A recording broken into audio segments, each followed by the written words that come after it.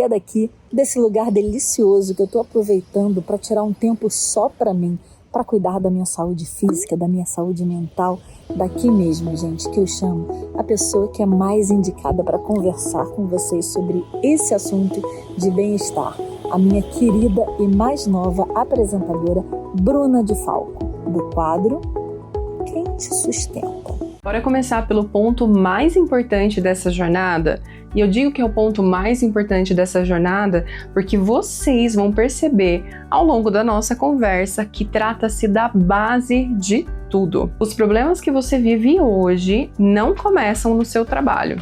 Eles também não começam na rotina, muito menos naquela famosa falta de tempo que a gente tanto se queixa. A origem desse problema é muito mais profundo.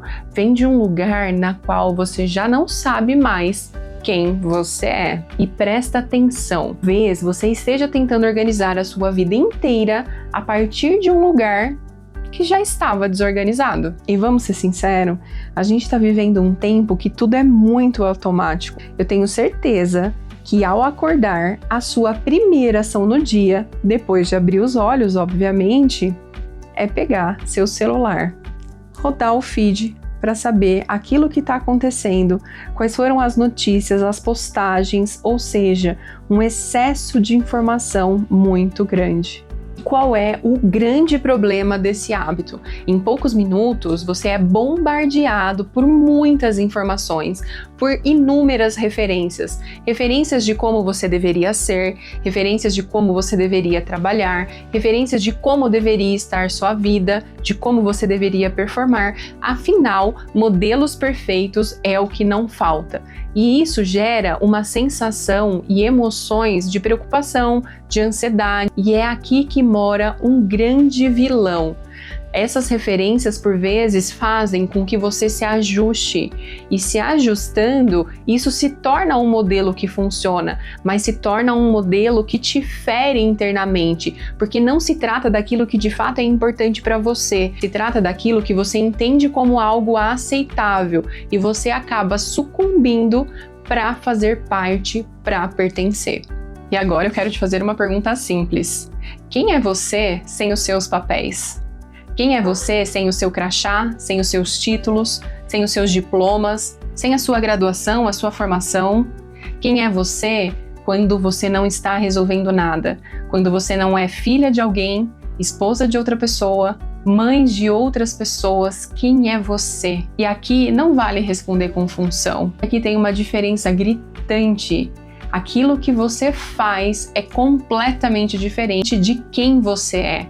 Porque o que você faz pode mudar, mas agora quem você é o que sustenta tudo. E é aqui que entra o ponto central, aquele mesmo que eu trouxe no início falando sobre ser a base, é sobre autoimagem. Autoimagem é como você se vê, é como você se percebe diante do mundo, aquilo que de fato é em essência seu, é o conceito que você construiu e sustentou ao longo de todos os seus anos, e isso muda e influencia absolutamente tudo. Como você decide, como você reage, como você se sobrecarrega, como que você leva as questões do dia a dia. Se você se vê como uma pessoa que precisa dar conta de tudo, você vai ser aquela pessoa que vai assumir mais e mais e mais e mais demandas, mesmo quando já chegou no seu limite. Se você é aquela que acredita que não pode falhar, você vai ser a pessoa que mais vai se cobrar,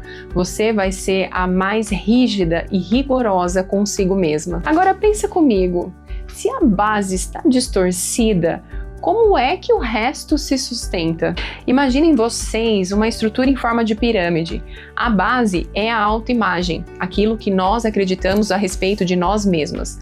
No meio da pirâmide é onde habita a autoestima, ou seja, o quanto eu sei que eu valho em decorrência de quem eu sou. E no topo da pirâmide é a autoconfiança. Acontece que muitas pessoas vivem com essa pirâmide invertida. Elas se mostram extremamente autoconfiantes, mas no fundo elas nem sabem ao certo quem elas são. E qual é o grande problema disso?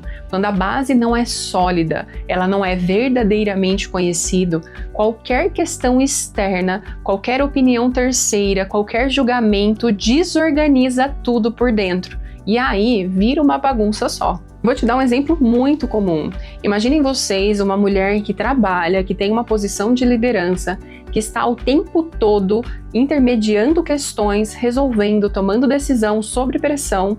Ela vai assumindo mais e mais responsabilidades. Essa mulher, ao sair do trabalho e a chegar em casa, ela assume o seu segundo turno de trabalho.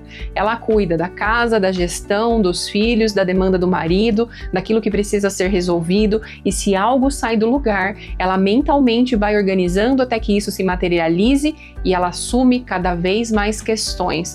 Convenhamos, você acha mesmo que essa é uma escolha consciente? Ou de tantos padrões de ter que dar conta, isso já se tornou automático? E muitas vezes já não passa nem mais pelo filtro da decisão, e simplesmente acontece. E isso começa muito antes do que você possa imaginar. Todas essas questões, elas são originadas desde a primeira infância. Quando você nasce, você é um ser inteiro. Porém, conforme você vai crescendo, você vai se relacionando, você vai criando vínculos, você vai sendo moldada perante as expectativas, as projeções, você vai sendo tolhida no sentido de ter determinados comportamentos, ter que se expressar de determinada forma, e você vai aprendendo a se adaptar no meio, porque a maior necessidade da criança é ser amada, e para que ela seja amada, ela faz tudo o que estiver ao alcance dela para que ela se sinta pertencente. Talvez você tenha entendido que era necessário ser forte.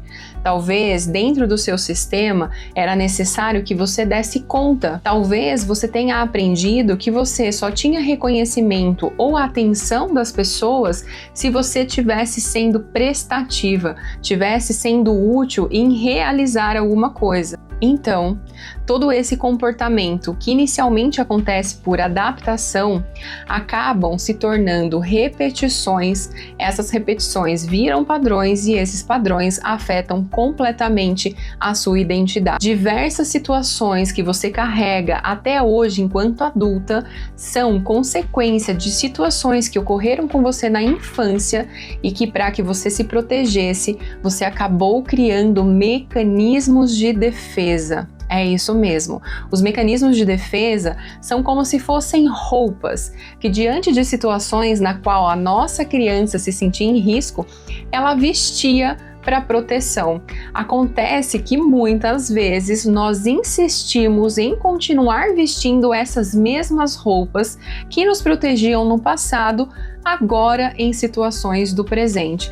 Qual é a grande questão? Essas roupas já não nos servem mais. E mesmo assim, quando nós insistimos, a gente por vezes se submete a nos machucar, a nos reprimir, a nos calar, a não conseguir expressar de fato aquilo que é importante. Impacta diretamente a sua saúde mental. Viver desconectada de si mesmo tem um custo muito alto, porque ele é um custo físico, mental e emocional. Você vai sim continuar funcionando, mas conforme o tempo for passando, você vai se esgotando, porque é muito difícil conseguir sustentar uma versão que não é verdadeiramente quem você é. Demanda uma energia muito alta, gera ansiedade, gera culpa, gera vergonha por vezes, e esse custo ele vai trazendo consequências. Portanto, quero fazer uma outra pergunta para vocês. Quem sustenta você? É aquilo que você faz ou é de fato quem você é? Porque no final você pode sustentar uma casa, uma carreira, uma rotina inteira, todos os seus títulos, seus papéis, as suas funções.